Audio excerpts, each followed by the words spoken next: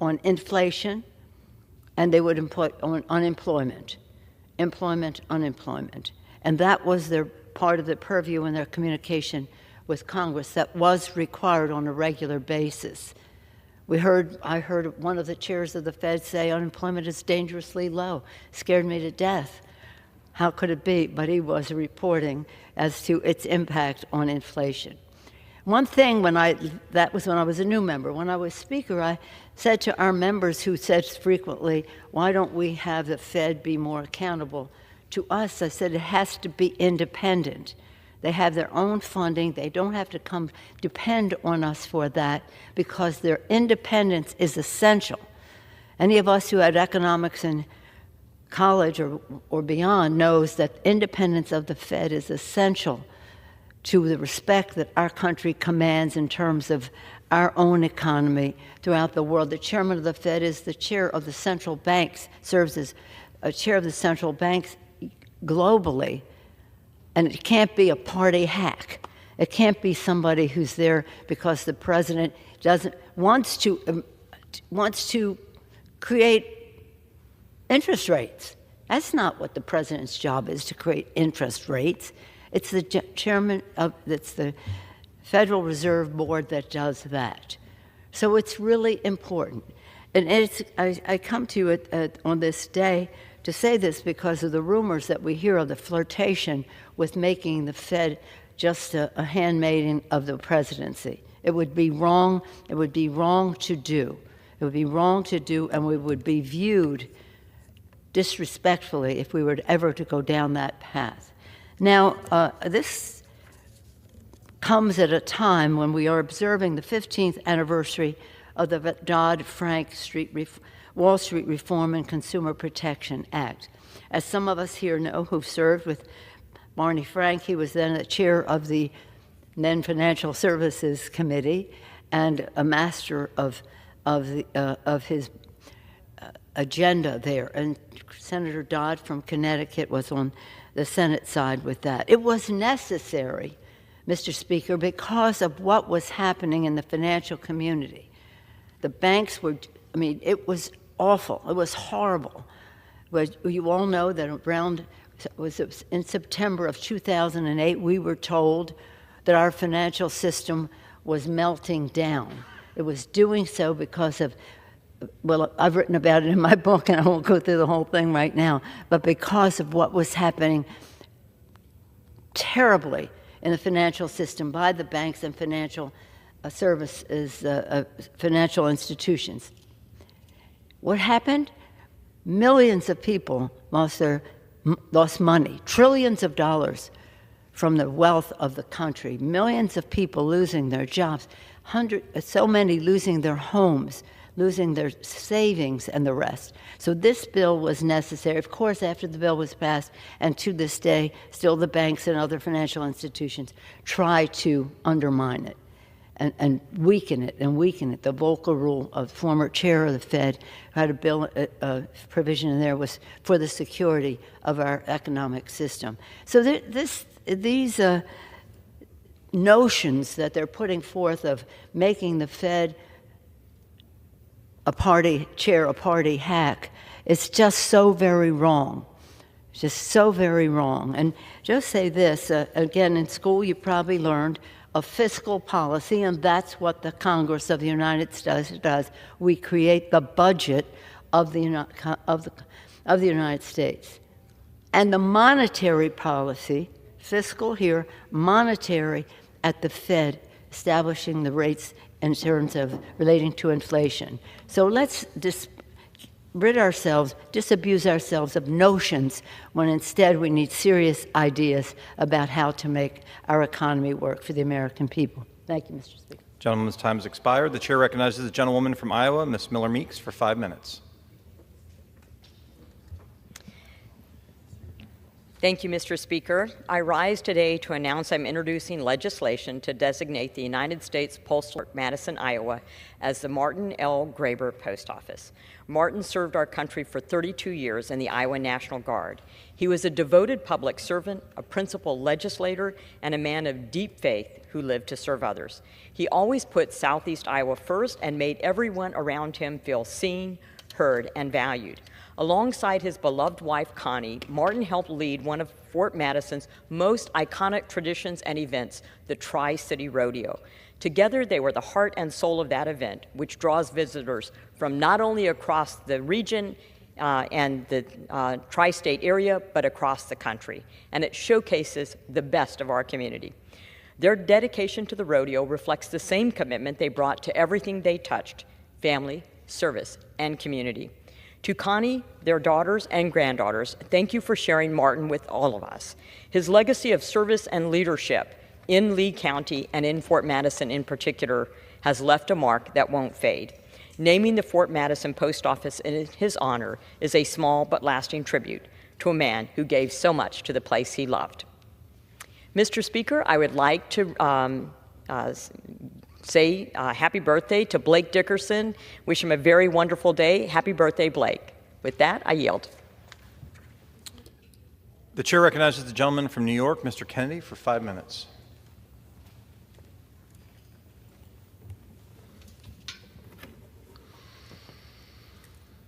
Thank you, Mr. Speaker. I rise today to honor the life and legacy of U.S. Army Specialist Javier Villanueva, a patriot, a son, a husband, a father, and an American hero.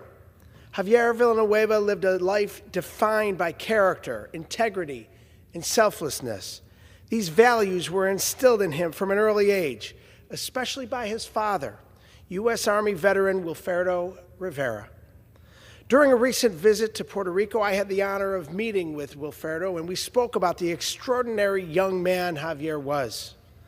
We talked about his moral compass, his commitment to service, and the strength that shaped his life and sacrifice. In 2003, Javier followed in his father's footsteps and joined the Army, where he served with distinction in Company H, 2nd Battalion, 11th Infantry, and was later deployed to Iraq, where he served with honor until his life was tragically cut short on November 24th, 2005. Javier embodied the very best of who we are as a nation. His sacrifice is a solemn reminder that the freedoms we hold dear come at an immense cost. He gave everything for people he would never meet and for ideals we must never take for granted. Javier is survived by his wife, Felicia, and daughter, Talia, his parents, Christine and Wilfredo, and his brothers, Command Sergeant Major Wilfredo Rivera, and Chief Warrant Officer 3, Carlos Rivera. As a member of the House Committee on Veterans Affairs, I carry stories like Javier's with me every day. They remind me of the sacred obligation that we have to support every veteran who comes home and honor every fallen hero with the dignity that they've earned. Specialist Villanueva's courage, leadership, and selflessness will never be forgotten. May Javier Villanueva rest in peace. May God protect his family, and may God bless the United States of America.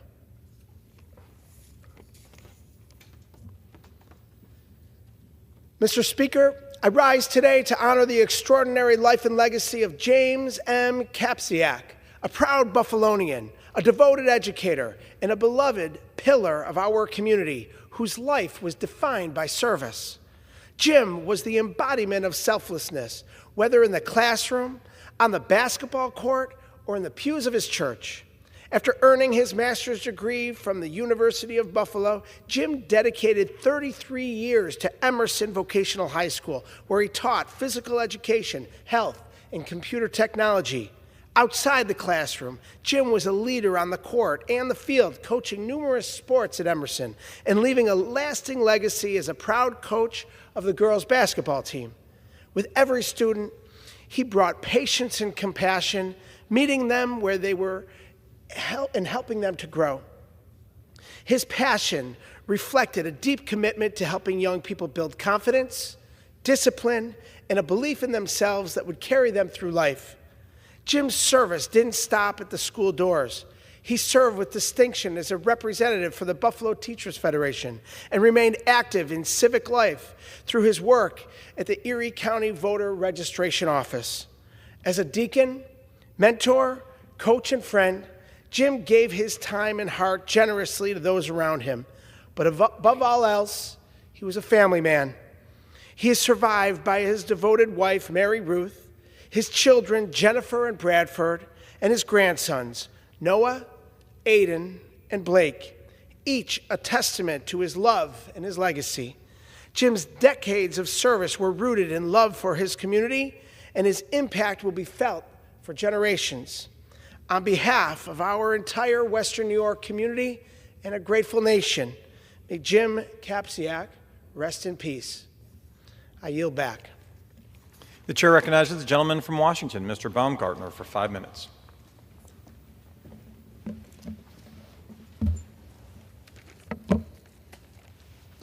Thank you, Mr. Speaker. I rise today to honor the life of Sarah Doxey, a devoted wife, mother, and respected healthcare leader in Spokane, whose life was tragically taken last week while out for her morning jog. Sarah served as Chief Operating Officer of Chaz Health and spent her career lifting up others. From her work at Providence to Chaz and beyond, she led with vision, compassion, and a deep commitment to her community. She made a lasting impact on healthcare in Eastern Washington. Sarah is survived by her husband, Eric, and their 2 teenage children. Their loss is unimaginable, and it is a loss felt deeply by the entire Spokane community. May her memory live on in the lives she touched. Thank you, Mr. Speaker.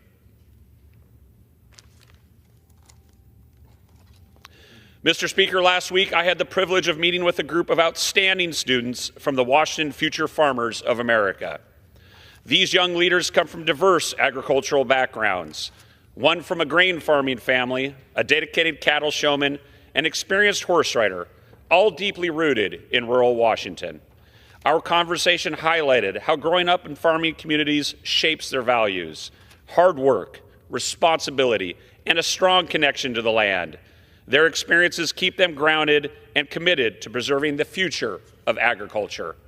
The Future Farmers of America plays a critical role in educating and inspiring the next generation of agricultural leaders. It was inspiring to hear firsthand how these students are embracing that responsibility with humility, passion, and purpose. I truly valued our conversation and look forward to strengthening this connection and championing the FFA's mission to inspire and empower the next generation of agricultural leaders. Thank you, Mr. Speaker.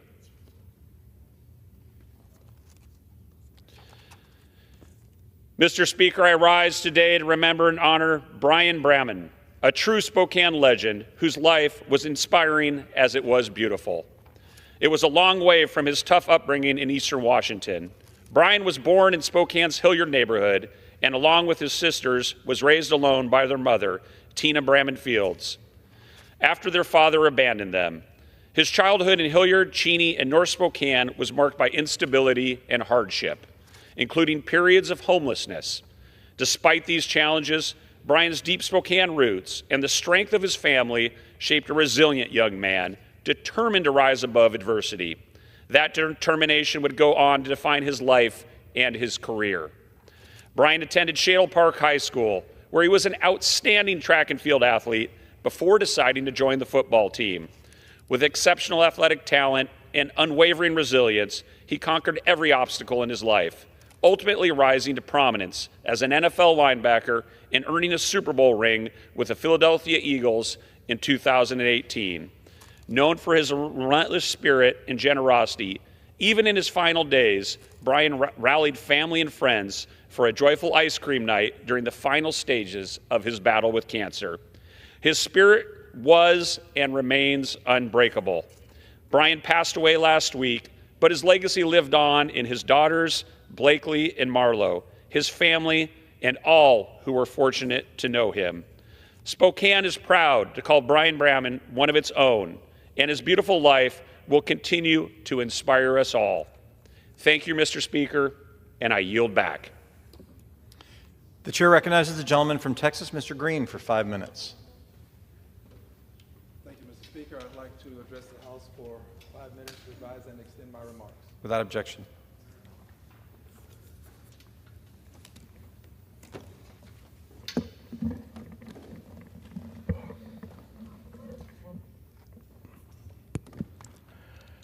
And still I rise, Mr. Speaker.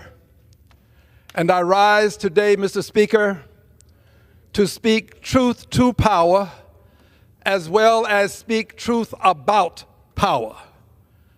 I rise to speak truth about what's happening to the Palestinians in Gaza. I rise to ask, what do you call it when you have a group of people who are being denied food, denied the very essence and necessities of life, when you're destroying their homes, when you're destroying their schools, when you're destroying their churches, their infrastructure? What do you call it when you do this to them as a group? Collective punishment. It is called collective punishment, Mr. Speaker. And what do you call it when you have a group of people who are being pushed around, pushed from one end of Gaza to the other, when they are literally being slaughtered as they are seeking food? What do you call it when people say that they ought to be removed from their land? You call it ethnic cleansing, Mr. Speaker. And what do you call it when it appears to me that there is a deliberate, systemic effort to destroy in whole or in part the Palestinian people, to destroy them in whole or in part? We are witnessing before our very eyes, Mr. Speaker, genocide in Gaza, and we say nothing. I am amazed at how this country that stands for liberty and justice for all, this country that has a Statue of Liberty, how this country can see what's happening in Gaza and not call it what it is. There's a fear among us. We refuse to speak truth to power. We refuse to speak truth about power. Well, today, I'm going to do it. And I'm doing it because these are precious babies that are being slaughtered. You see the bodies. You see the homes. You see the infrastructure. But you say nothing? Who are we? What is wrong with us? What is going on? Well, here's what's going on. We have an authoritarian leader who is supporting another authoritarian leader. Our president, the Prime Minister of Israel, they are working together, and they are doing this. Our president said there would be hell to pay if they did not move or if they did not surrender. Not in those exact words, but that was his intentionality. And he's talking about the people of Gaza now. I'm not talking about Hamas that did a dastardly deed. What Hamas did can never be justified. They were wrong, but you can't justify what's happening in Israel right now. It is collective punishment. It is ethnic cleansing, and it is genocide. So, Mr. President, Donald John Trump, I say to you, Mr. President, you've been trying to hide from this. But, Mr. President, you can't hide. I charge you with genocide. Mr. Netanyahu, you are the perpetrator. I charge you with genocide. And also, I want this Congress to know that I voted against sending any additional monies to Israel for munitions. I voted against it. And this genocide is going to continue until we have the courage to say no more. No more money to kill babies. No more money to say you're going to move people and create some sort of Riviera on the Mediterranean. No more. I will not vote for any more money. I stand where I stand. I said what I said, and I mean what I mean. We cannot, as a great nation, continue to stand silent as we see collective punishment, ethnic cleansing, and genocide in Gaza committed against people and children. We can't stand silent. History will not be kind to us. The gentleman's time has expired. Members are reminded to refrain from engaging in personalities towards the president. The chair recognizes the gentleman from Mississippi, Mr. Ezell, for 5 minutes. Thank you, Mr. Speaker. Mr. Speaker, I ask for unanimous consent to address the House for 1 minute. The gentleman's recognized for 5 minutes. Mr. Speaker, Bonus. if you've ever played the game of golf in Mississippi heat, you know the game gives way to nothing. The course doesn't care about your story, but every now and then someone comes along who plays the game with so much heart, so much resolve, it demands our respect. Dawson Thompson is one of those people. Raised in Pascagoula and born with achondroplasia, Dawson never asked for shortcuts, even after surgeries. Even when given permission to ride a cart, he walked every hole, every round, because that's what his competitors were doing, and that's because that's who Dawson is. Earlier this month, Dawson competed in the U.S. Adaptive Open, one of the most competitive and inspiring stages in golf. He carried not just his clubs, but the hopes of a town, a state, and anyone who's ever been told a dream was out of reach. Mr. Speaker, Dawson Thompson didn't just represent Pascagoula, Mississippi with pride. He showed the nation what quiet strength and true perseverance looked like. I'm proud to congratulate him on his remarkable achievement, and I know the entire 4th District joins me in celebrating his journey and hoping this is just the beginning. Congratulations, Dawson. And with that, Mr. Speaker, I yield back. The chair recognizes the gentleman from Illinois, Mr. Davis, for 5 minutes. Speaker, I ask for unanimous consent to address the House for 5 minutes and revise the system. Without objection. Thank you, Mr. Speaker. I rise today to honor and commemorate the extraordinary service and enduring legacy of the 688th Central Postal Directory Battalion, known with pride and reverence as the 6888. Formed in 1944 during World War II, the 6888 was the first and only all-black, all-female battalion deployed overseas in the United States military history, comprising over 850 courageous women from the Women's Army Corps, the WACs. The unit represented 32 states across our nation, many trained at Fort Des Moines, Iowa, a rare opportunity afforded to African American women at the time. These women answered the call to serve their country, despite the dual burdens of racism and sexism, which too often obscured their contributions. Yet their mission was essential.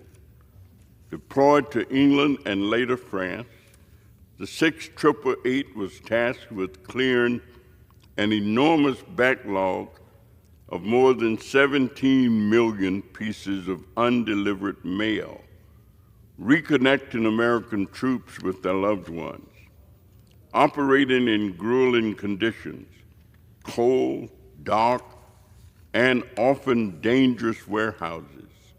They worked around the clock in 3 shifts, accompanying in just 3 months what had been projected to take 6. Their guiding motto, no mail, low morale. It was more than a slogan, it was a lifeline.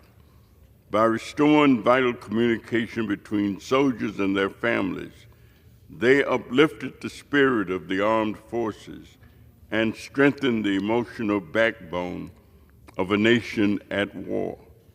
Despite their unprecedented success, the women of the 6888 returned home to a country that failed to properly recognize their valor. For decades, their contributions were left out of the mainstream military narrative. That silence began to break, though, in 2022, when Congress passed and the President signed the 6888 Congressional Gold Medal Act, affirming that these women's sacrifice and excellence are integral to our national story. Let the record show, let the record reflect, the 6888 was not merely a military unit. It was a living testament to discipline, resilience, and the unyielding patriotism of Black women in service to a country had yet to fully serve them in return. As we enter this legacy into the congressional record, I call upon my colleagues and future generations to honor the 6888 not only in commemoration, but in our ongoing pursuit of justice, equity, and historical truth. It is recognized that August 10th, 2025 is 6888 Day in Illinois, and I urge all residents across the nation to honor the service, sacrifice, and legacy of the women of the 6888 Central Postal Directory Battalion. The women served in the 68 Battalion from Illinois are listed in this communique. I thank you, Mr. Speaker. I thank them for their service and dedication, and yield back the balance of my time. The chair recognizes the gentlewoman from Minnesota, Ms. Fishbach, for 5 minutes.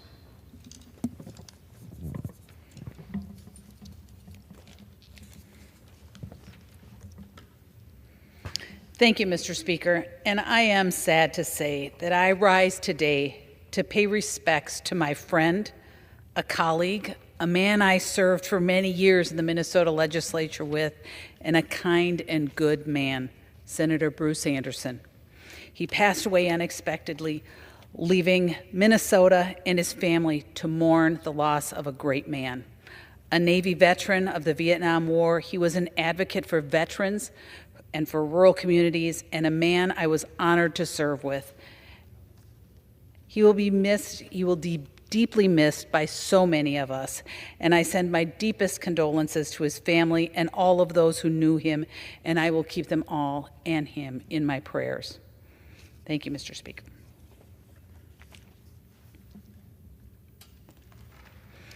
Mr. Speaker, I rise to extend my sympathy to the Wellew family of Milroy following the tragic loss of Melvin in a farming accident. Melvin was born and raised in Milroy, a third-generation farmer, a lifelong active member of St. Michael's Catholic Church, and an amateur historian. He loved his Milroy community, reviving the Milroy Fun Fest and following the local sports teams closely.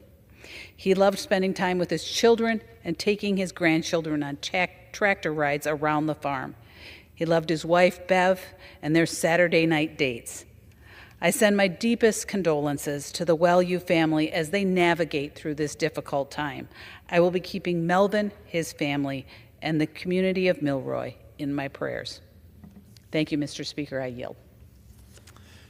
The chair recognizes the gentleman from Rhode Island, Mr. Amo, for 5 minutes.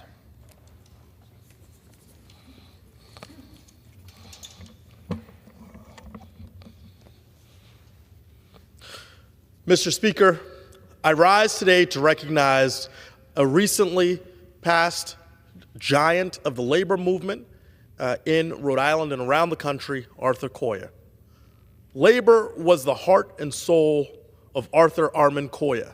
He was born into a family of labor leaders. As a member of Local 271 in Providence since his teenage years, he worked in construction while going to Providence College and attending law school. He was always close to his union roots. A union man through and through, he dedicated his life to expanding workers' organizing rights. He fought for the right to earn a fair paycheck and have dignity and safety on the job.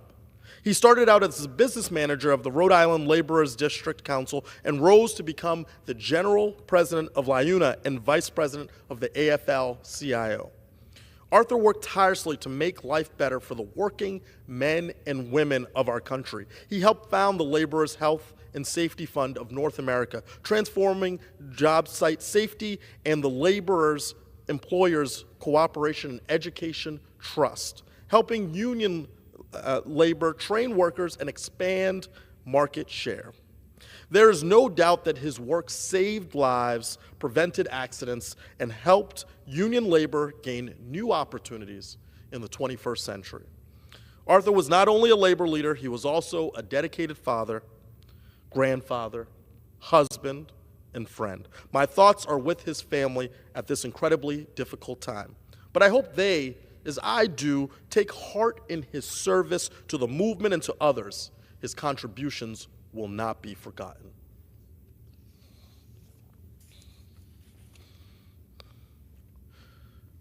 Mr. Speaker, Alan Hassenfeld, a titan in Rhode Island, spent his life bettering the lives of countless individuals in our country and around the world.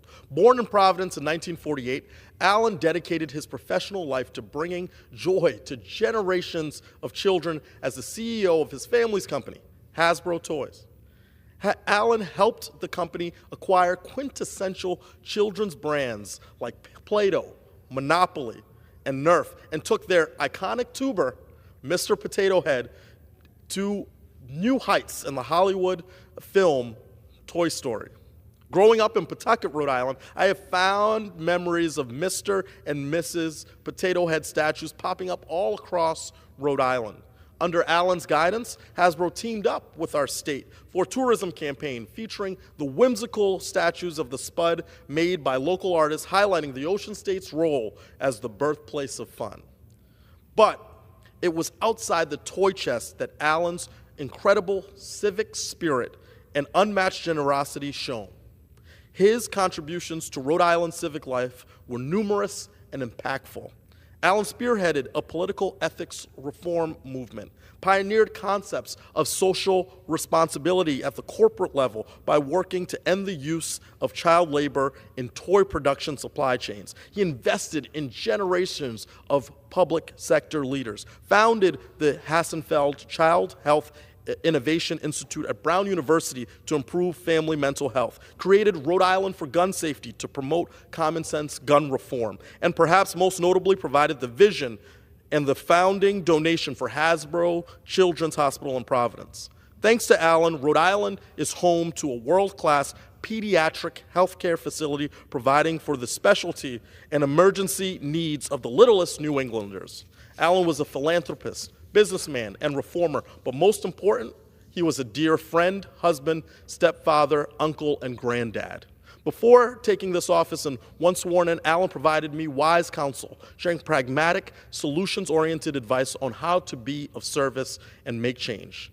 Alan exemplified community spirit and dedication to others, business acumen, incredible generosity, friendship, and, of course, leadership. He represented the best of Rhode Island, and he will be truly and deeply missed. Thank you. I yield back. The chair recognizes the gentleman from Utah, Mr. Kennedy, for 5 minutes.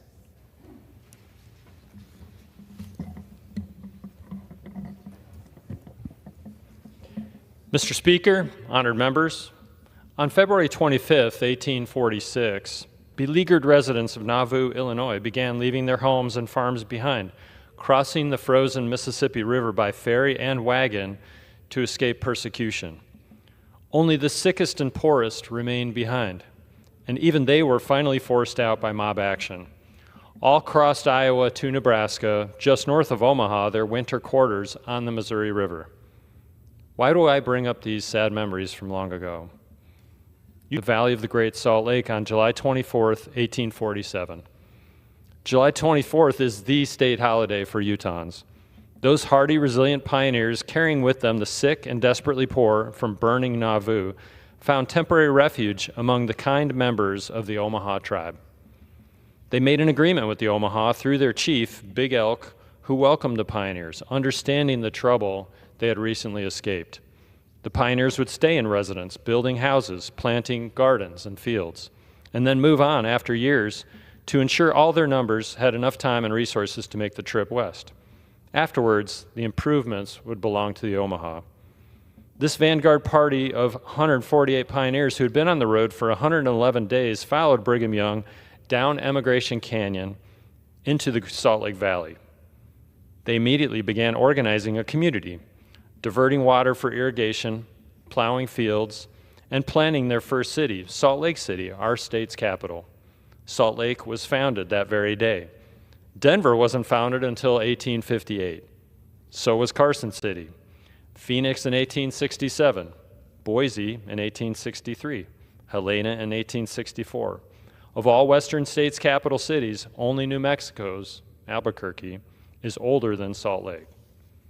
From that small beginning of 148 souls, a city and metro area population of over 1.2 million and a state population of over 3.5 million have grown. From that small beginning, a mighty state has grown with an annual GDP of over $234 billion. Utah has 3 research universities, 4 regional universities, and other great institutions of higher education. Utahns value education, and we are good at it. The Salt Lake City metro area has professional sports teams competing at the highest level with basketball, the Utah Jazz, soccer, Real Salt Lake, and hockey, the Utah Mammoth. They have already hosted the Winter Olympic Games and are set to host another in 2034. If you travel across the state, you'll find communities with baseball fields, football fields, soccer fields, pickleball courts, tennis courts, swimming pools, ski resorts, and golf courses. Utahns value sports, and we are good at them. Utah is an international center for technology, including space tech. Just south of Salt Lake is a business park called Silicon Slopes. About 100 miles north of Salt Lake is a space dynamics laboratory. Utahns value technology and research, and we are good at them. Utahns may leave Utah, but they take Utah with them wherever they go. The football coach who takes the job in the Big Ten, the medical school graduate who interns at Brigham and Women's, the ROTC grad who learns to fly in Enid, Oklahoma, and the mother of 5 who gets that promotion and follows her work to Seattle. All of them take a piece of Utah with them. And on July 24th, you may just see every one of them pulling kids in a wagon in a neighborhood parade, or hear them singing a pioneer song, or making the trek downtown to the shelter to drop off bedding and clothing. Each in his way honors July 24th, and I ask you today to honor those long-dead pioneers as well as those whose hearts hold Utah close. This place west of the Great Divide and east of Salt Flats, north of the Grand Canyon and south of lava flows and potato fields of Idaho is my home. I wasn't born in Utah. In fact, my father wasn't even born in this country. I'm a pioneer like my brother and sister Utahns. Just like those 148 brave and desperate souls, I have made this place my home. I, like Brigham Young and those other 3.5 million souls, came to this place, saw that it was good, and said, "This is the right place. Drive on." Thank you, Mr. Speaker, and I yield back. The chair now recognizes the gentleman from Connecticut, Mr. Courtney, for 5 minutes. Thank you, Mr. Speaker. Mr. Speaker, tomorrow the House of Representatives will be taking up H.R. 4275, the Coast Guard Reauthorization Act of 2025. That is the biannual legislation that updates and codifies changes and reforms to America's oldest continuous maritime service, the Coast Guard. It's actually called the First Fleet because technically, the Coast Guard is older than the U.S. Navy. This bill contains many good bipartisan provisions that, again, are addressing many of the challenges that the Coast Guard faces every day, whether it's drug interdiction, obviously doing the work in terms of our coastal littoral regions of the country and making sure that we have safe passage of commercial and civilian maritime activity. Included is a provision to reach out to a great ally, Finland, to update and modernize our icebreaker fleet, which again, our Polar Star large icebreaker is now 50 years old, and it is long past due, particularly with the challenges in the Arctic with Russia and China, to make sure that we update and modernize our Coast Guard and icebreaking fleet. This bill also contains a long overdue provision to reform the Coast Guard statutes regarding protecting victims of sexual assault and harassment, both within the Coast Guard service and also the Coast Guard Academy. I represent New London, Connecticut, which is home to the Coast Guard Academy. It's an outstanding institution that builds future leaders for the Coast Guard. It actually has a large international contingent of allies such as Iceland, Pacific Island nations that come to learn really at the cutting edge institution in terms of coastal activities that are there.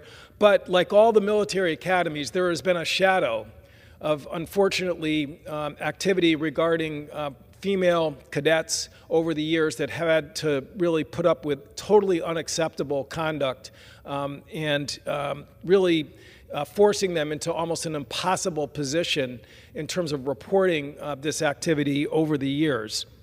The bill includes a safe to report policy which will protect members reporting sexual assault.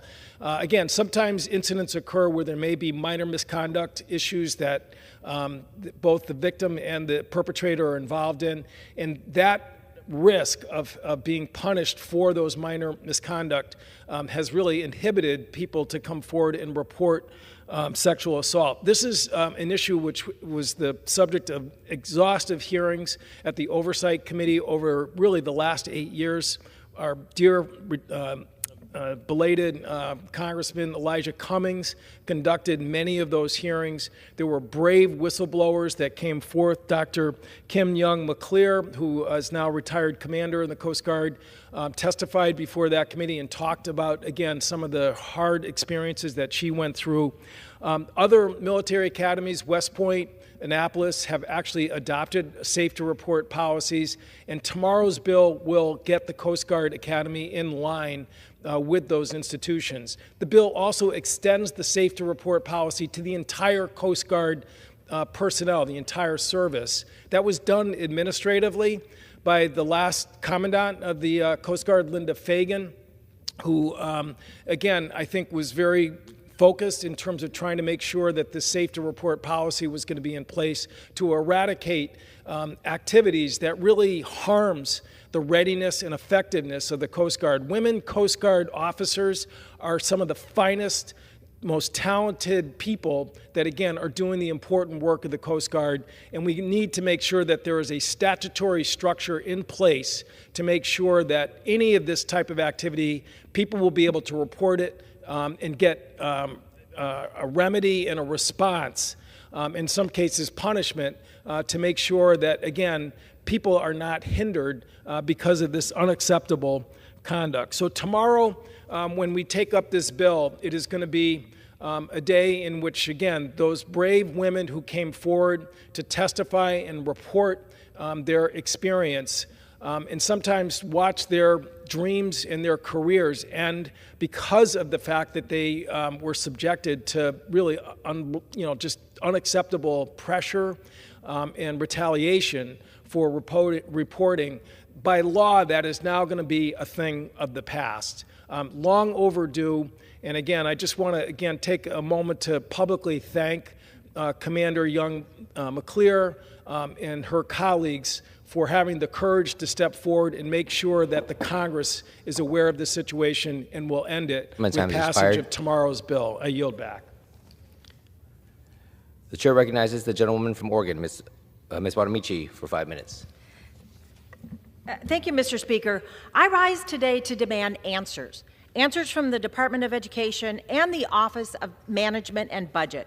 Today, it's July 22nd, and the Trump administration continues to withhold more than $5 billion in critical K-12 and adult education funding that should have been released by the July 1st deadline. Now, more than 150 Democratic members of the House of Representatives joined a group of 42 senators, including 10 Republican senators, in calling on Secretary McMahon and Director Vogt to release the funds by July 15th. That date has obviously passed, but we have received no answers. Although the administration did release the 21st Century Community Learning Center grants yesterday, they are a small percentage of the outstanding funding, and there is still no word on any of the other grants. So school districts across the country, they're scrambling to make decisions, but they have unclear information and severely constrained budgets. Many districts have already been forced to lay off educators and staff who will not be paid without the federal funding. For many students across the country, the new school year starts in a few weeks, and schools are now in an all-out crisis. As one administrator told me, it's a 5-alarm fire. Funds authorized under the Every Student Succeeds Act are not a luxury. They are part of what closes opportunity gaps. They are a critical part of our effort to provide students across the country, regardless of income or zip code, with a world-class education. Yes, this is about civil rights. Every single dollar is a good investment in students and in our future. State-administered Title I Part C grants, which have been around since the 1960s, they support migrant students.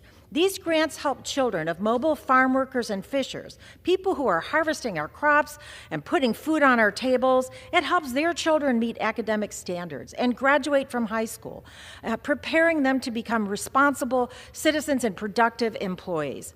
Title II grants, that provides essential support to recruit, prepare, and retain high-quality teachers and school leaders. These grants address the growing educator workforce shortage and provide professional development for educators to improve teaching and student outcomes. Title III grants provide English language learners with the integrated academic support they need to learn English and meet state standards. And Title IV Part A grants, those are designed to give students access to a well-rounded education. That's what students need to improve school safety, to create better conditions for student learning and engagement. These grants fund critical music and arts programs, integrate technology into the classroom so students can develop digital literacy skills, and finally, the Adult Basic and Literacy Education Grants. Those help provide integrated education and training services that promote essential skills for the 21st century workforce. These are all programs that Congress authorized. Again, these are programs that Congress authorized, yet the Trump administration is refusing to release the funds. 10 Republican senators were brave enough, principled enough, to request with the Democrats that the administration release these funds for their intended purposes, yet we have heard nothing from House Republicans about the illegal and unconstitutional withholding of these congressionally appropriated dollars. Is there a fear of President Trump keeping them from their commitment to the millions of students in the school districts they were elected to represent? Well, my colleagues, everyone can show that they care about the kids in their districts. They care about education. Everyone should join us in demanding answers. Secretary McMahon and Director Vogt must release these funds immediately. This is about our nation's children, our students, our future leaders. They deserve better. And I yield back. The chair recognizes the gentleman from New York, Mr. Ryan, for 5 minutes.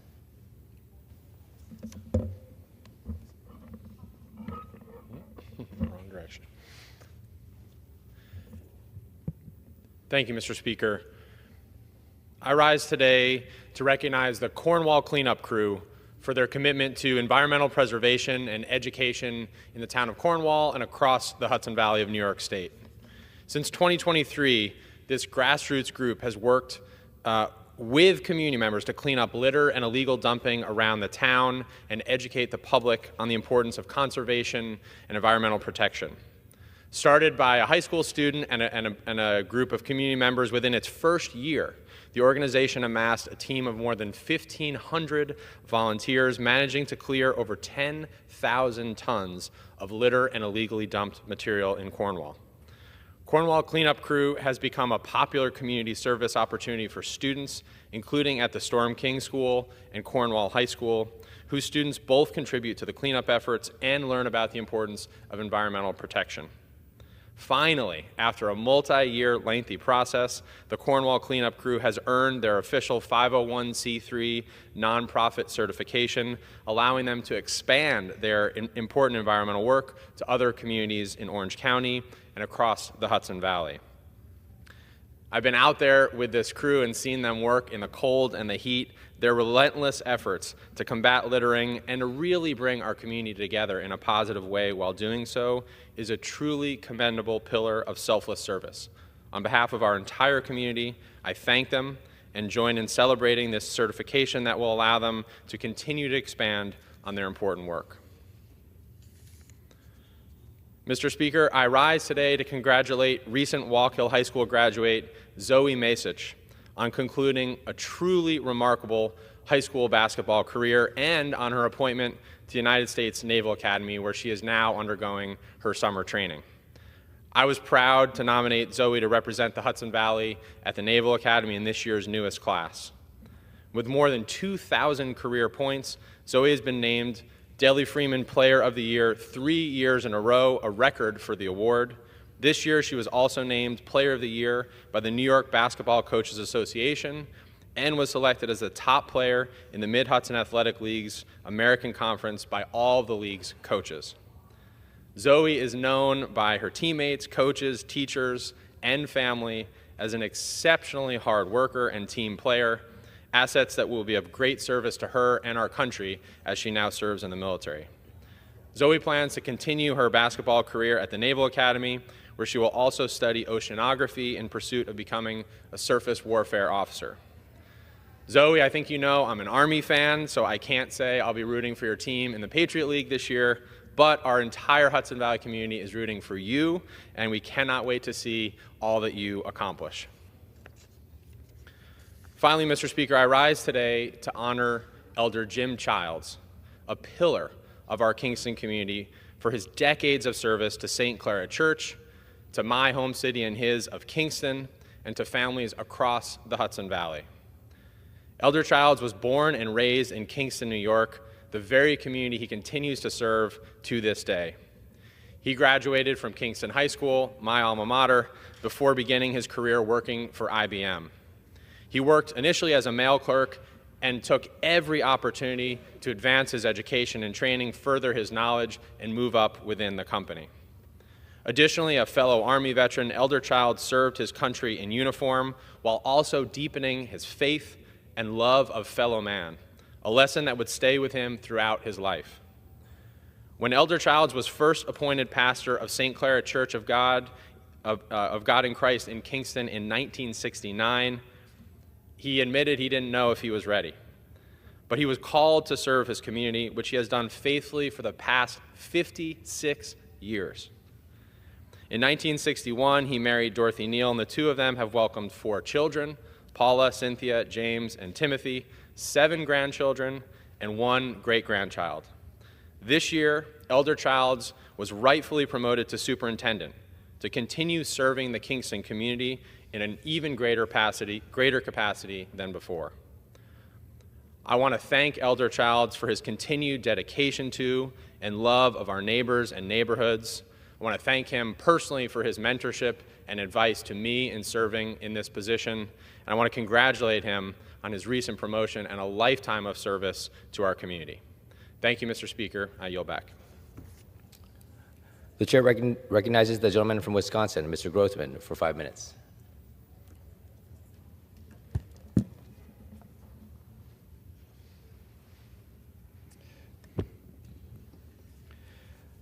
I'd like to thank President Trump and his Department of Labor for stopping an administrative rule that was going to get rid of 14C certificates, which are so vital for the lives of our disabled citizens as they pursue lives of good lives of work and self-esteem. 14C certificates are used by people who work in work centers. They may have spina bifida, they may have Down syndrome, but it doesn't mean that they can't lead productive lives, doing packaging, doing light manufacturing. I have several facilities in my district, Green Valley, RCS, that provide these opportunities for people with different abilities. Not only does this give them an opportunity to interact with other people who have disabilities, it provides them with a little extra money to supplement their SSI, from which they can buy clothes, buy gifts, go out to eat from time to time. In order to allow these folks to work, some of them have to be paid less than minimum wage. If you have never seen one of these work centers, I encourage you to go to the work centers where you will see people with different abilities at work. Sadly, there are some, and everybody who works there that I can see is happy to be there and is working there because it is their choice.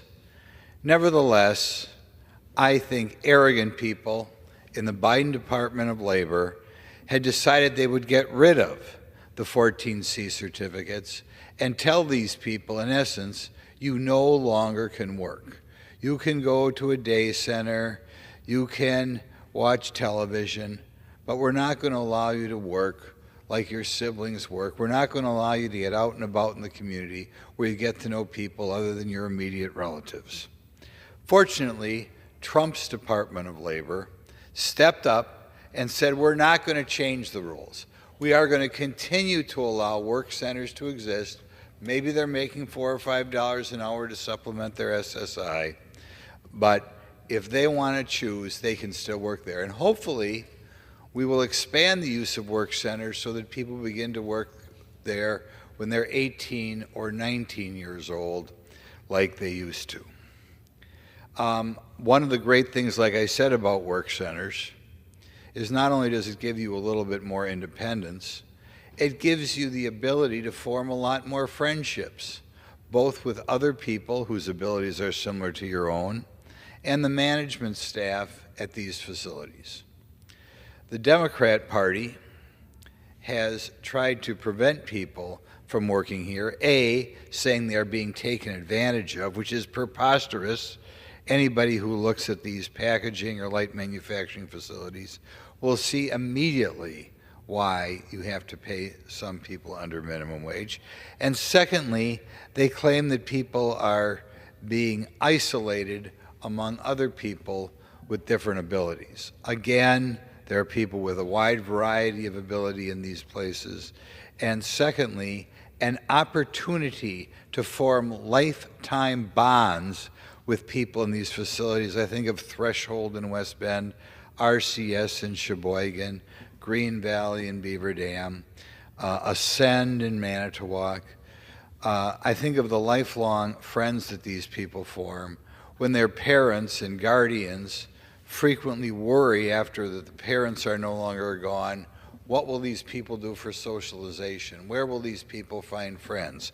They find friends in the work centers, and it's horrific for the Biden Department of Labor to try to shut these places down. In any event, one more time, I thank President Trump for preserving the work centers, and I hope his Department of Labor continues to look for more opportunities in these facilities for people at a younger and younger age. Reminding you all that this is only if these folks choose to work in the work centers. Everybody else can work wherever they want, but they want these folks stuck perhaps in a place where they're just watching TV or playing games all day. So I encourage my colleagues to tour the work centers, and if they tour the work centers, my good colleagues, I think you too will become fans of them. Thank you very much. So much time has expired. The chair recognizes gentleman from California, Mr. Whitesides, for 5 minutes.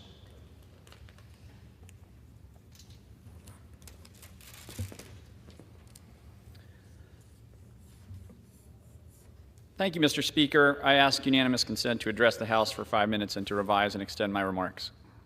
Without objection. It's with a heavy heart that I rise today to honor the life of my dear friend, Chad Campbell. Chad wasn't just a devoted father, devoted husband, and an admired community leader. He was a cornerstone of the Santa Clarita Valley. He and his wife, Michelle, who have been close friends for several years, were deeply involved in our community. Chad was a former president of the Democratic Alliance for Action of Santa Clarita Valley, an active member of the Santa Clarita Valley Democrats, and someone whose commitment to service ran deep. One of his friends described Chad perfectly.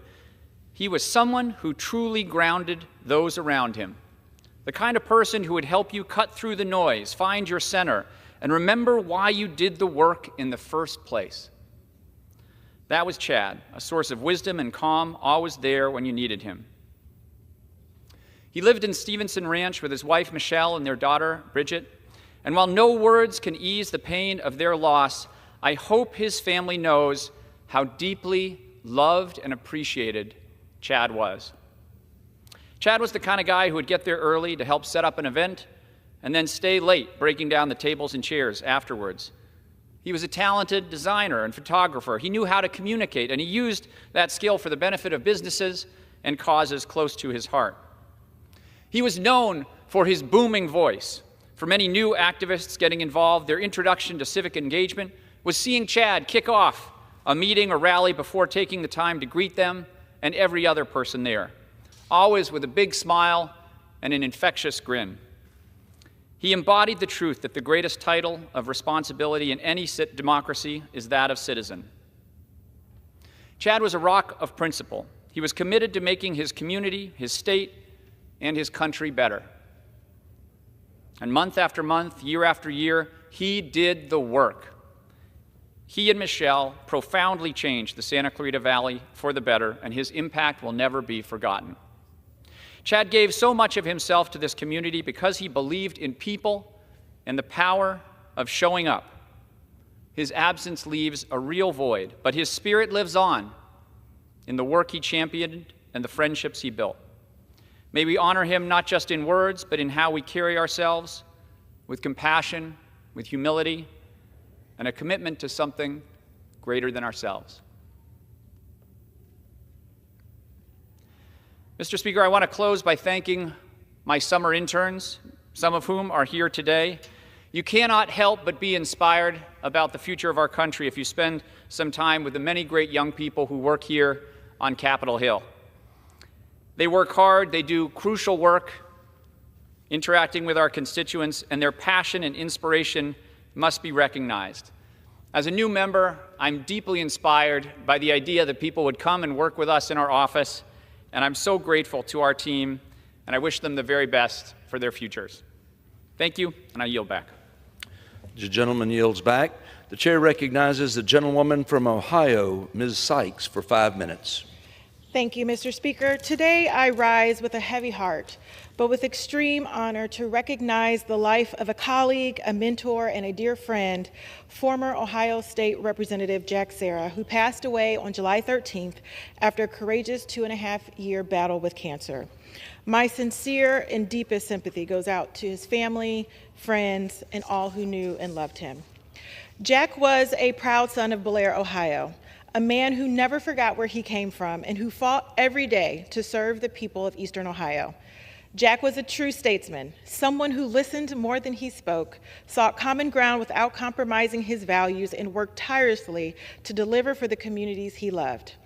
Jack served in the Ohio House of Representatives across 3 decades, from 1983 to 1996, and again from 2011 to 2020. He represented families in Belmont, Monroe, Noble, Jefferson, and Washington counties with distinction. His colleagues across the political spectrum respected him. His constituents trusted him, and those of us who had the privilege of working alongside him admired him deeply. I had the honor of working alongside Jack in the Ohio House, where I witnessed firsthand his commitment to the people of Eastern Ohio. Jack and I served in leadership together, and when I was elected as the minority leader, I tapped him to serve as the ranking member of the House Finance and Appropriations Committee. Whether it was fighting for infrastructure investment, preserving the local government fund, or advocating for economic development in Appalachia, Jack never wavered in his commitment to public service. Jack was a Brown University graduate, and he was sent to Rhode Island on a football scholarship. And he would often joke that he was in the first class of football players to ever wear helmets, leather helmets at that. Although he was an Ivy Leaguer, he didn't have an ounce of superiority, nor was there anything pretentious about him. He was just Jack. And that is what made him so special and so nice to work with. He didn't take himself seriously, but he certainly took the work of the people very seriously. I would argue that you didn't really know Jack if he didn't teach you how to properly pronounce Belair, no E, share some music, or advocate for the people of Eastern Ohio. But most importantly, Jack was smart, dedicated, and a trusted legislator who exemplified the very best of public service.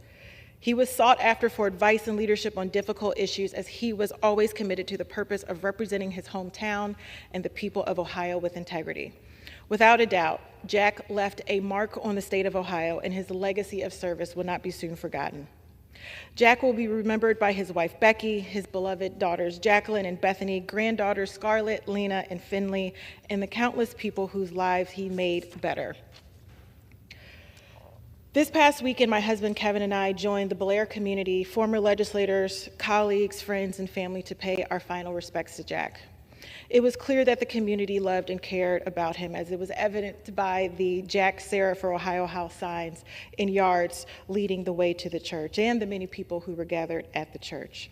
The eulogist and the pastor asked those present to think about the dash in between the dates that Jack was born and the date that he was returned home to the Lord. And as people stood up to share their experiences and to expand upon the dash, I wanted to be able to add my tribute to him, but here on the floor of the United States House of Representatives. The eulogist also reminded us that Jack had a motto of ensuring that he left things better than he found it. And I encourage and call upon all of my colleagues here in Congress to leave a place better than you found it, in honor and memory of Jack Sarah. Though his presence will be missed, I am confident his memory will live on through the people he influenced and the family he deeply loved. And for a moment, I just want to say and acknowledge his daughters again, Jacqueline and Bethany, and his wife Bethany of over 40 years, and say thank you for sharing Jack with us. I know it was hard to see him leave for Columbus many times over the 30 years, but we are so grateful for your sacrifice, and we will keep you lifted up in our prayers. Thus, with the deepest sympathy, I mourn the loss